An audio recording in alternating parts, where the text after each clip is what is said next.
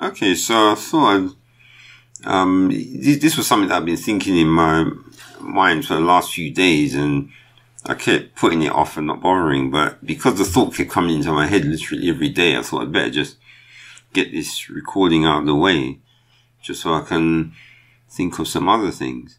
And it's essentially to do with as you can see, the title of the video is, or the recording I should say, is "Will You Survive the Zombie Dawn?" Now you might be thinking, well, what zombies is this? Because of course we know in zombie films you have these people walking around and they got makeup on. But the thing about it is, these zombies that I'm talking about, some of them might have makeup, but they'll actually look like normal people. And a good description of them is, the reason why I did, anyway, a good description of them is actually in the Bible, because, where is it? Oh, let me find it. Because it's in, I'm trying to find it, I think it's 21 and 16, if I remember. Alright, so it says, "The man that wandereth out of the way of understanding shall remain in the congregation of the dead." So notice the interesting thing about this is that he's saying the man that wandereth, so that's someone who's alive, isn't it? But yet he's saying if they wander out of the way of understanding, they remain in the congregation of the dead. So that's a zombie, because it's someone who's alive who can wander, but they're in a congregation that's dead. So someone that's walking and who's dead is a zombie. So when we get here to Revelation 13, when you listen to a lot of people, they'll talk about the mark, the chip, and this and that, and about how it's going to, something's going to happen, and the world government or the Pope is going to put a mark on your hand or whatever. So what they usually do is they'll skip down to verse 16 and just start here. And so, and this is what most people have been taught. So literally everyone's going about the mark, the mark, the mark, the mark. But here's the problem. Do you really think that if we read this, what it's saying is that you're going to be in bed and then wake up the next day, and then the government's going to be trying to put a mark on your right hand, your forehead? Well, if you actually read the text, that's not what's going to happen.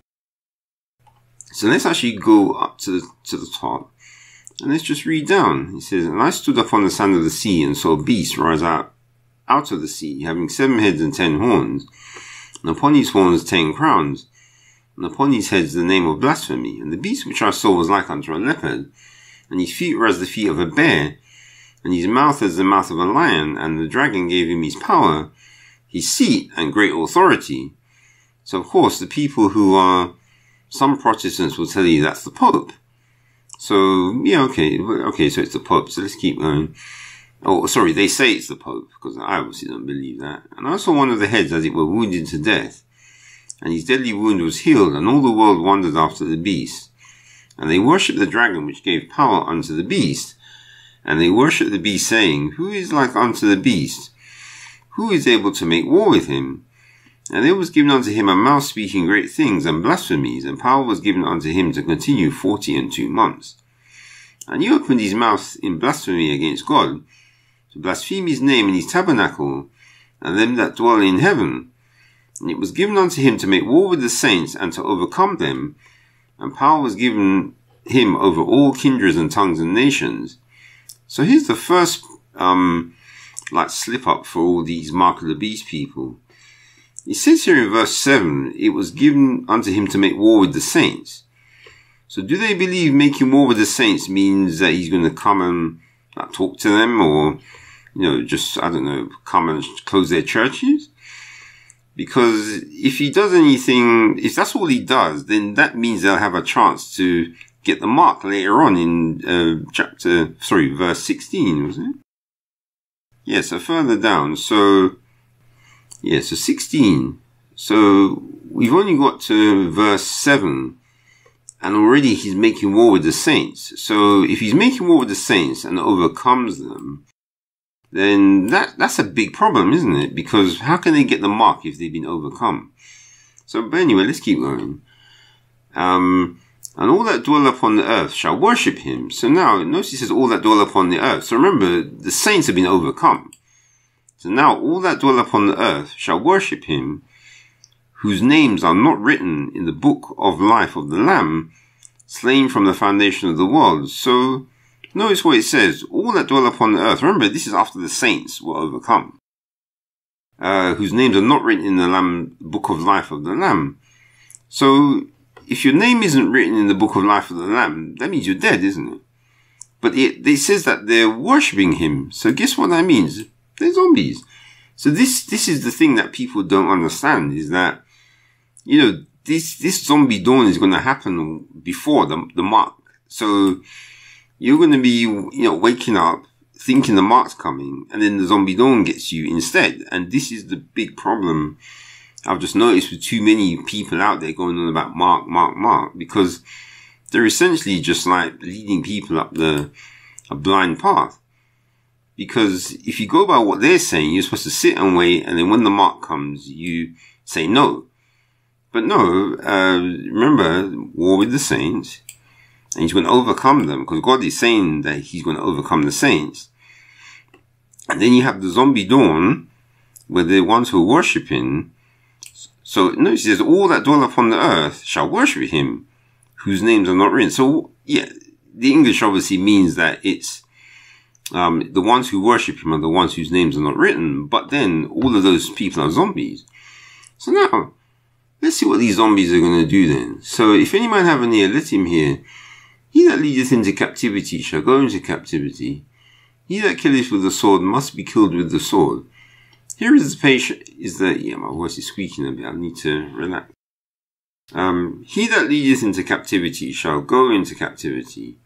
He that killeth with the sword must be killed with the sword. Here is the patience and the faith of the saints. And I beheld another beast coming up out of the earth, and he had 2 horns like a lamb, and he spake as a dragon. So now, the super clever people will say that the beast is the Pope, and the first beast is the Pope, and this second beast is America. And it's like I think it's a bull with 2 horns. So, yeah, okay, that sounds interesting. And he spake as a dragon, and he exerciseth all the power of the first beast before him, and causeth the earth and them which dwell therein to worship the first beast, whose deadly wound was healed. So remember, he says, he causeth the earth and them which dwell therein to worship the first beast. So remember, these are zombies, because we've already confirmed that their names are not written. So if their names are not written, that means they're alive, but they're dead, which means they're a zombie. So let's see what these zombies are going to do. And he doeth great wonders, so that he maketh fire come down from heaven on earth in the sight of men. Yeah, zombies, remember. And he deceiveth them that dwell on the earth by the means of those miracles. So these aren't the saints he's deceiving. These are zombies, like, you know, we mentioned earlier. Saying to them that dwell on the earth, so he's talking to the zombies, that they should make an image to the beast which had the wound by a sword and did live. And he had power to give life unto the image of the beast, that the image of the beast should both speak, and causes that as many as would not worship the image of the beast should be killed. So now here's the thing. So see, some people might de-zombify themselves. Well, no, sorry, I just made a slip. If they worship, yeah. See, this is where you have to be careful. Even I just made a mistake there. Because it says that if they worship the beast, where is it? If they worship the beast, then they're the ones whose names are not written. So names are already not written. So what that essentially means is at this point where he's, that as many as would not worship the image of the beast should be killed. This is only talking about people who never worshipped the beast in the first place. So unless, of course, I know this is a bit weird, that people whose names are not written, they're going to not worship the image and get killed. Yeah, okay, that's possible. Right, but here's the important thing, is that these ones who are doing the killing, those are obviously the zombies. Because it's not going to be anyone who didn't worship the beast who's going to, like, kill people. Because why would they? So the zombies are going to be going on the killing spree. And I suppose you could say this is Zombie Dawn Part 2. Because remember, he made war with the saints. Let me see if I got this wrong again. Alright, yeah, so I got it slightly the wrong way around. So he's going to make war with the saints. And then them that dwell upon the earth, the zombies. So the zombies are not going to be doing the killing, so they're just going to be busy worshipping the beast. So this is the actual Zombie Dawn, is this part, 15. So this is when those zombies are going to be getting the people who didn't worship the image and killing them. And so then that's when you're going to get your proper zombie film at this point.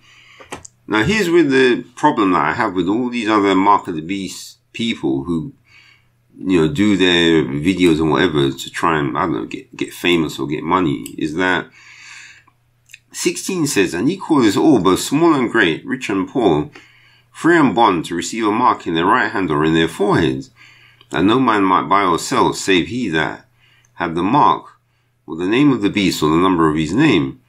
So the important thing that I'm just trying to say here is that these people who are getting the mark here, these are just the zombies. So the non-zombies are already dead. That's what people need to understand. So if you are in your house and hear that it's time to get the mark, oh, what should I do? No, you're already dead. That's the point. At that point, you're already a zombie. So it's pointless trying to be concerned about if you're going to get the mark, because no, they've already gone on the killing spree. The zombies have nailed anyone who's in their range or in their sight. So by the time you get to the mark, the zombies have done their job, and it's only zombies who are going to be taking the mark. So this is what people don't understand. So all I can say is people need to go back, read their Bibles, read it straight through, and when someone comes talking about the chip, the mark, the this, the that, tell them that they should go back and read their Bibles as well.